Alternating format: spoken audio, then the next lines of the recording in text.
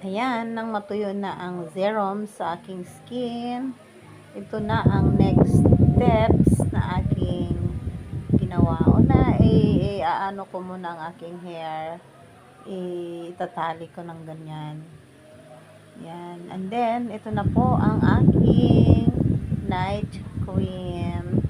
So, mga 1 linggo pa lang akong gumagamit nito. So, hindi ko pa i-refill sa inyo kung anong cream ito. So, ako muna ang magta-try. So, if ever na effective, i-reveal ko ito sa inyo.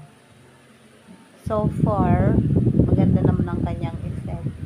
Pag naglalagay ako dito, parang lumalabas yung mga pawis sa aking mukha.